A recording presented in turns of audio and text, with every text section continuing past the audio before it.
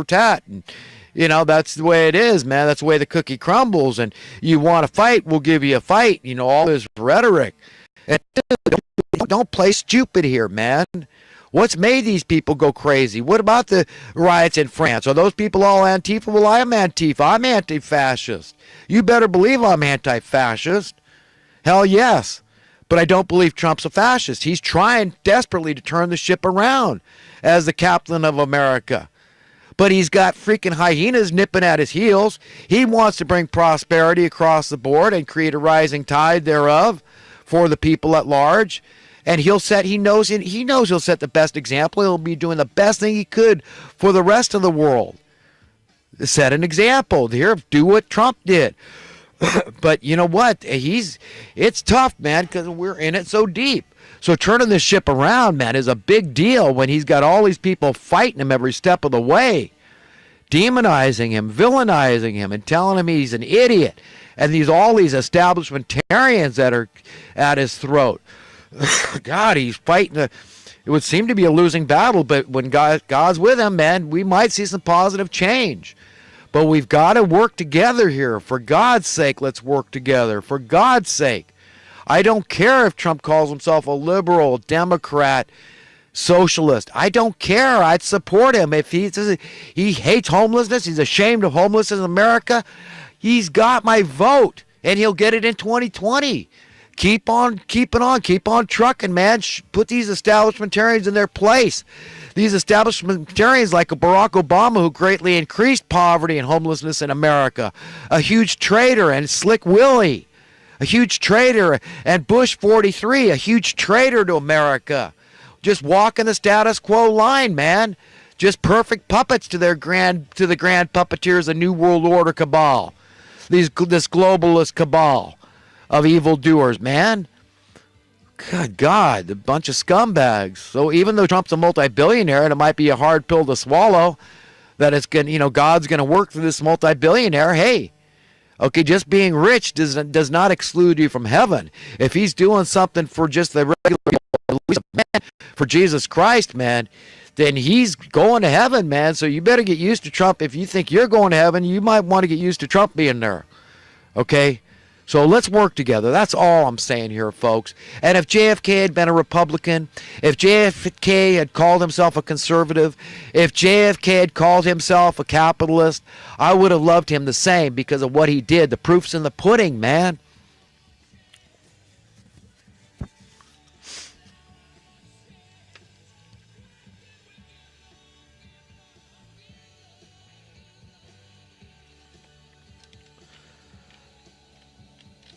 Yeah, people say, well, how come you're condemning Saudi Arabia, but you say everybody in Saudi Arabia is born rich?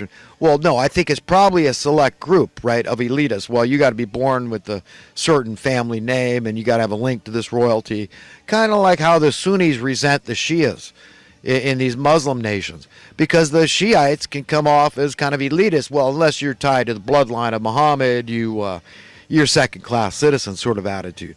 So I believe there's a whole lot of that going on in Saudi Arabia. And the way they treat women and the way they're cutting people's heads off willy-nilly. No, I don't like Saudi Arabia. Yeah, I don't like the way they treat the women. I don't like pedophilia. And I think that, from the stories I've heard, whether they're accurate or not, I mean, marrying 8-year-old girls is, you know what I mean? I mean, hey, listen, I also support the Jews and the bar mitzvahs and the bat mitzvahs, 13 years old, 14 years old. I'll say, okay, but you know what, even then, that's pretty disgusting when you think about a full-grown man being with a 13-year-old. I mean, that's a tough pill to swallow, as attractive as they are, and, every guy, fantasizes about getting the virgin. I mean, hey, look, but 8 years old, 9 years old, 10 years old even, no. So, I can't support Saudi Arabia. And I don't support capital punishment. And with their public executions, man, I think it really sucks. And this wealth disparity, I mean, it's very acute there. So, yeah, I wouldn't support any more than I'd support a city in California where everybody was born rich, but they don't allow anybody to come there.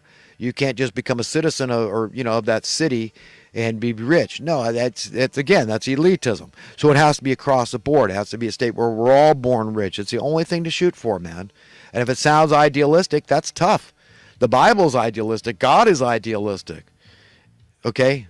Egalitarian giving, equal rights and equal entitlements and all this stuff. The planet belongs to all of us. It's all good stuff. So what's good for the goose is good for the gander. Look up that idiom.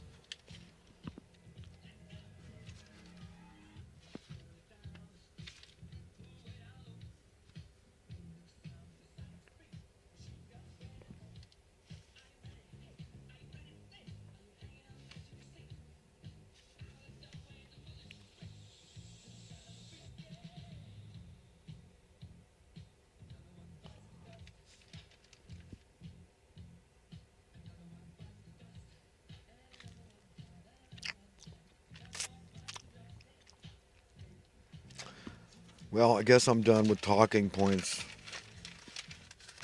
recent current event type stuff. And I'm going to go on to thoughts from this past week. The tide of prosperity has been going out for the poor working class in America for far, far too long.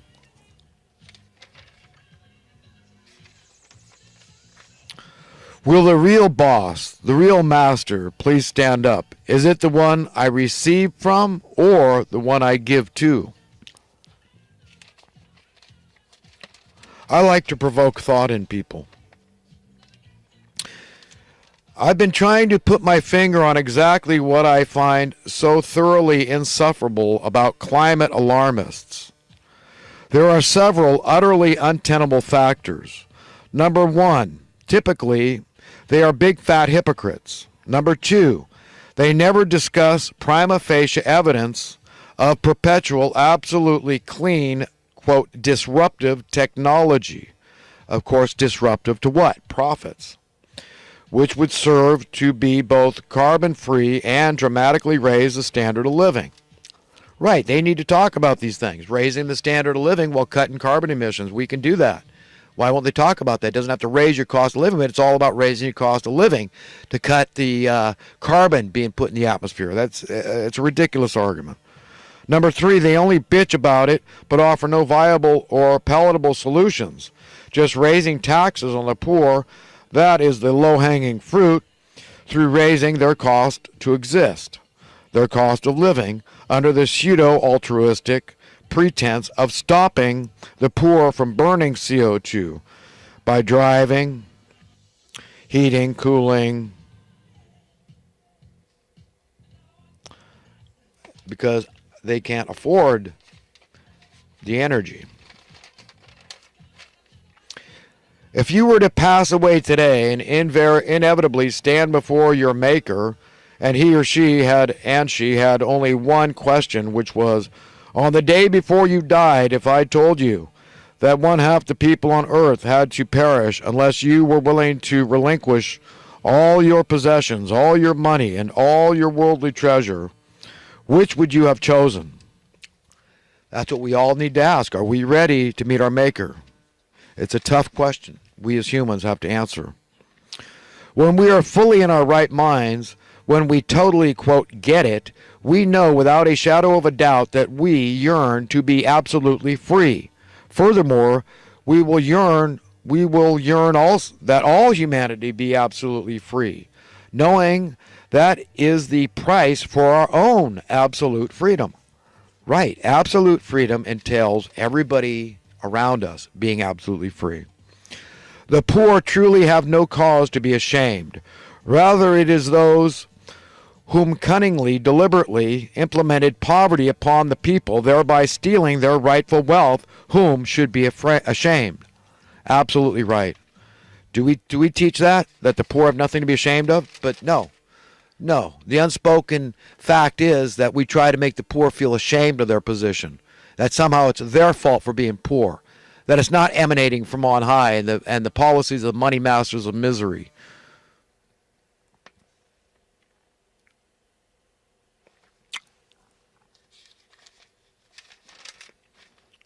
Only we, the people, should decide the true definition of words. When it comes to the social, political, and economic well-being of the public at large, the term, quote, progress must be absolutely determined by the people, not elitist hypocrites on the highway to hell. I'm so utterly, so devoutly anti-elitist, I am sickened by being forced to live in a world run by hypocrites. Mania, neurosis,